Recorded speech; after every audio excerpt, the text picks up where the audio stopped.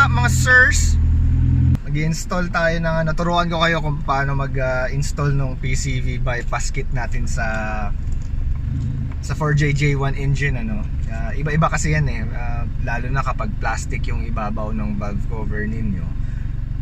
This will not work. Pero meron na ako mga in-orders para sa inyo guys sa mga plastic na tok-tok na nipple.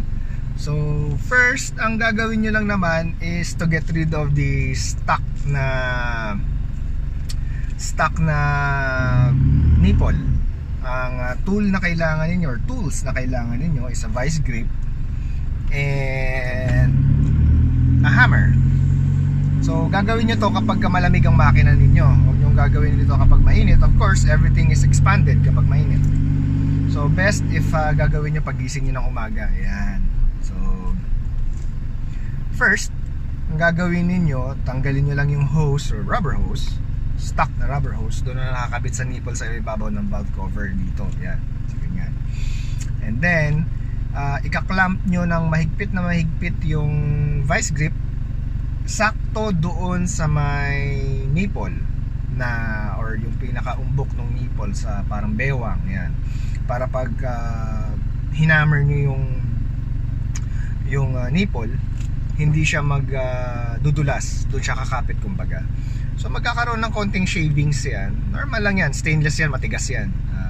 And yung valve cover ninyo, huwag kayong matatakot dahil nung una ako ganyan din pero as you go by na minamartilyo mo yung palabas, yung nipple, doon mo makikita na matigas talaga yung valve cover natin, ng 4JJ1. So yan, so ganito, pupukpukin nyo lang siya palabas para umexit yung nipple.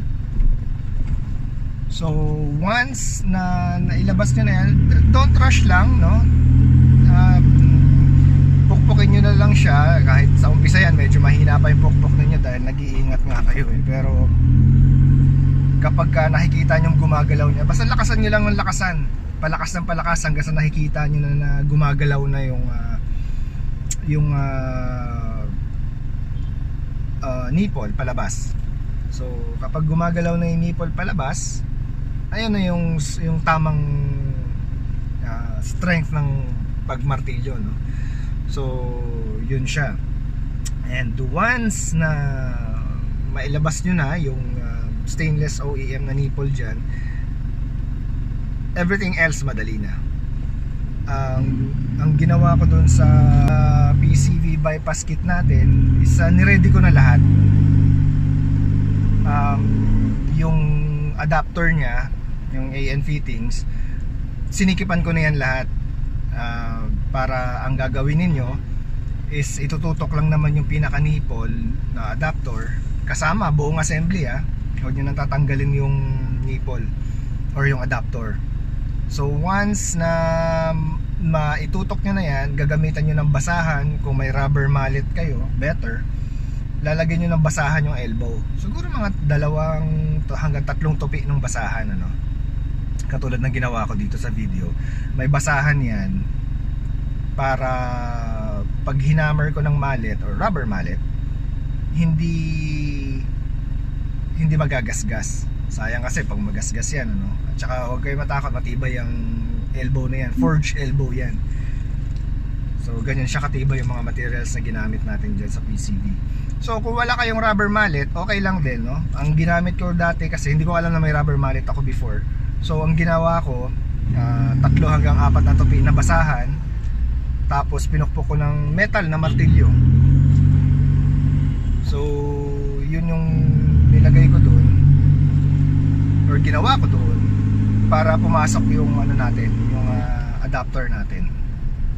So yun lang, napakasimple niya kasi kapag pinukpok mo na papasok yan, magiging fix na yan. Ayan na yung pinaka ang gagawin mo na lang dyan, kung yung sa provided na 1 meter na hose, dun sa nipple na natanggal mo na OEM, pwede mo siyang isalpak doon, pahabain pa yung hose.